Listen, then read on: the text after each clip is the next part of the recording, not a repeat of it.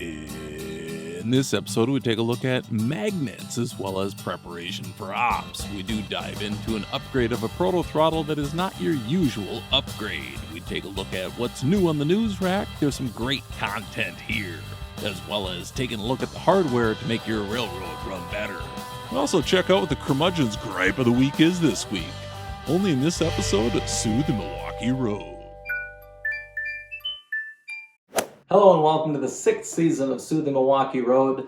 We've covered 50 episodes already, from the SDL-39 to some weathering techniques and a little bit of operations with JMRI. We dive a little bit further into JMRI as far as setting up our switch list and a little bit better capacity. We do look at throttles, maybe not the NCE so much, but we do look at the Proto Throttle and kind of some of the upgrades that you can do. I did bring in a couple of actual locomotive or former seasoned railroaders. What a crazy pair!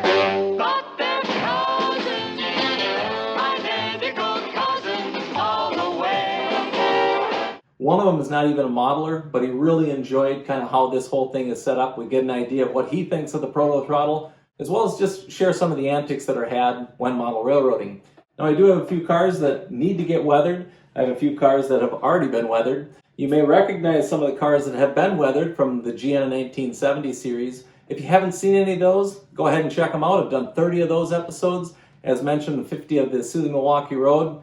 80 plus episodes of random content. I appreciate you guys that have tuned in. Hopefully you'll enjoy season 6. And if there's anything that you do want to see, go ahead and ask in the comments. I'll try to add that into a season. It's no guarantee because there are a lot of different people that are asking a lot of different questions. So I cover what I'm working on, and hopefully you're enjoying this series of documenting SOO The Milwaukee Road. Thanks for watching. Enjoy this episode. Under the Rails. All right, I want to take a moment to go under the hood, and it's probably better said Under the Rails. the Hiawatha Elevator District. What we're looking at is the DCC components and accessories that run the railroad. I want to take a moment to show you guys those, as well as kind of how I set this up physically to be able to access and make adjustments to this at a later date. So to look at that right out of the gates, I do have it set up so it swings down because I don't like reaching up underneath trying to gain access to this stuff. I do have a couple of hinges just across the top, and then this metal plate swings up and it actually just makes contact with a rare earth magnet.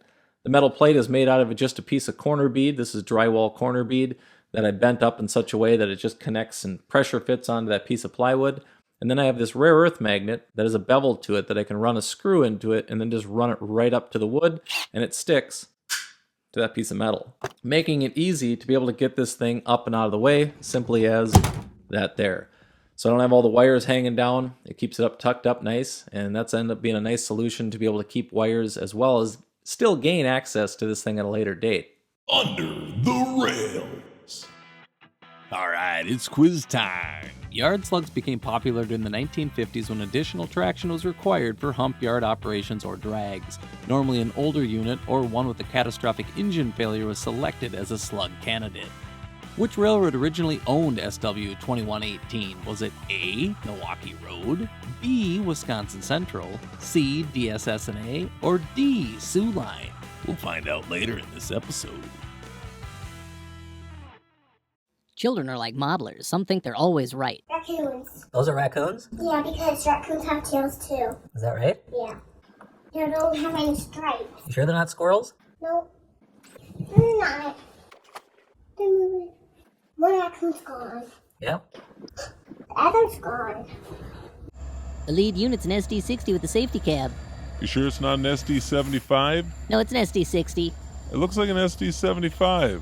No, you can tell by the fan behind the cab. The second unit looks like an ST60. No, that's an SD75. Prepping for ops. That was excessively dramatic.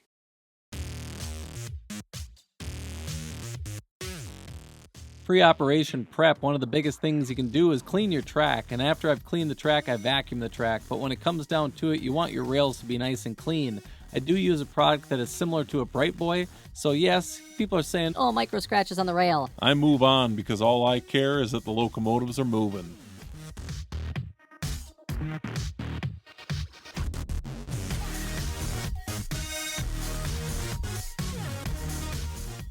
The Kratex come in a number of different sizes as far as diameter as well as texture, because you can get an extra fine, which obviously is kind of nice. One thing I like about these is the round format. It Kind of looks like a cigar that you're rubbing on your tracks.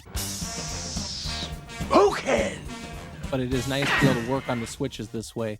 But as far as the overall cleaning process, it goes well. Make sure you vacuum up all that little bit of debris and loose ends, because You don't want it to look messy.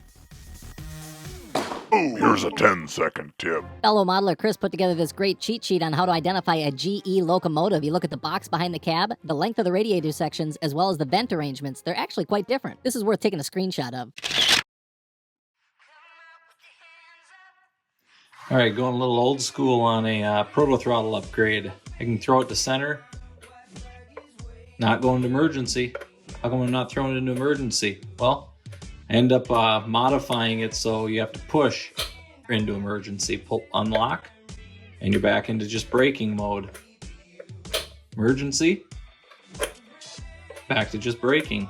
I was told by an engineer that that's how they work, so might as well make it a little bit more prototypical, huh? All right, we're going to take a look at what it takes to get your throttle to be able to throw it just like this here, or throw it into emergency. Screws. Knob removal. There's a set screw on this to be able to remove these knobs. Just lightly turn, not even a quarter turn. There you have it. So this is the back of the Proto Throttle. Remove the silver screws to be able to remove the faceplate. And there you have it. This is the piece I created to be able to create the stop function.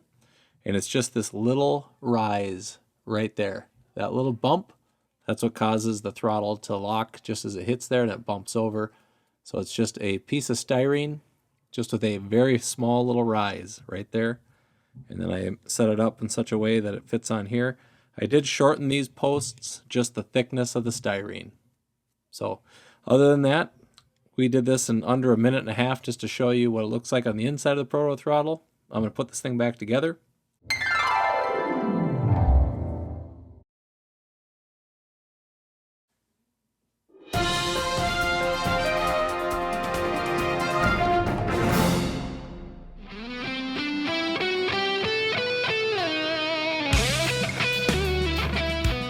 One of my favorite things to do is to swing into the local hobby shops here in the Twin Cities with my dad. Here we happen to pop into Scale Model Supply in St. Paul and see what they had going on. And well, they had a few copies of Building the Right Size Layout by Tom Klomoski.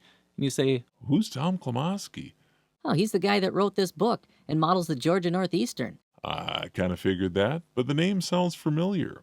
well, that's because I've mentioned Tom a number of times in the Gianna 1970 series as well as the SOO The Milwaukee Road series, but that's because I like the content that Tom creates. Not only just on the web, but he also puts together in this application a great book. He does put together a blog on his website, but collectively, he's got a lot of great content to share with fellow modelers. One of the fellow modelers that's featured in here is Greg Smith. Greg Smith is a local modeler in the Twin Cities. This is featuring the spline system that he ended up putting into his railroad. Tom does cover my railroad as well, and that's how I kind of got to know Tom a little bit better, how to take the prototype and turn it into something that's workable within a small space. Tom did a great job putting together this book, so if you're even considering remodeling your railroad or building a new railroad, this would be a great one to pick up because you want to build the right size layout. I hope you had your guess locked and loaded and guessed B, Wisconsin Central. Built in 1953, 2118 was delivered to the Wisconsin Central, converted to a slug in 1987 after an engine failure, but retained its WC number until 1999 when it was sold. Under the rails. All right, and to take a look at what components are hooked up here, I do have the NCE power cab. This is my command station. It is handled by the handheld throttle, and this handheld throttle has all the components and information to be able to run the DCC system. So it is a fairly slick little system. A fellow modeler was selling it for $50, and I said, For $50? Sold. that then has an NCE Proto Throttle receiver. The receiver is just plugged in to be able to run the Proto Throttle, and the Proto Throttle itself just gives me another option as far as a controller is concerned if I want to run two locomotives or just even enjoy the Proto Throttle. This was easy to hook up for me. I know some fellow modelers ran into a couple of hiccups with the dip switches, but there is a lot of help out there. I was able to help a fellow modeler, Mike, walk his way through it to be able to get himself up and running. A lot of trial and error, a lot of back and forth, but in the end, he's up and running and enjoying it. I was able to just plug in this gray wire and I was up and running. So it was kind of slick in that regard. The TAM Valley booster, this is an accessory booster. This allows me to be able to have servos powered up and not be draining it totally on the system. So it's a 5 amp power booster that is hooked to, at this moment, just an Octopus 3. The Octopus 3 has then a Octocoder hooked to it. So this is how I control my system. These cluster of wires go out to the servos. So those are all hooked on to the Octopus 3. This cluster of wires goes out to the controllers, which are just push buttons to be able to throw the turnouts. But I also then have, because of the DCC system, I can throw using my handheld device. I can plug in a switch number and be able to throw a turnout just by using that. So pretty simple system. It goes NCE power cab, the added Proto Throttle receiver if desired, the TAM Valley booster, 5 amps if you want to add a little bit more juice to your system, the Octopus 3, which is running the servos, and then the Octocoder, which is the DCC signal. Again, this group of wires could be plugged in right in this terminal here if you chose not to have the DCC function and just wanted the mechanical push buttons. But a pretty simple system, nice way to store them, and it's even better when you can get them up and out of the way. All right, here's a curmudgeon coming at you for like Ride of the Week. The Ride of the Week this week is about those people that are trying to figure out who I am, who am I patterned after, who am I taking after, who is this voice after, who's the one that's the curmudgeon, who is it? Well, if you've been watching any of the episodes of the GN in 1970, I told you the answer. I said it exactly right in an episode, and you might not have listened. A couple of you might be catching on, but when it came down to it, y'all like, is that my dad, is that my cousin, is that my sister? No, you nincompoops. I'm telling you right now, the curmudgeon is Cullen. 1970, that was over 52 years ago, you people. Figure it out, do the math. I know I look good for my age, but when it comes down to it, I'm kind of disappointed in those people that couldn't figure it out. And that's the curmudgeon's Ride of the Week. No, you nincompoops.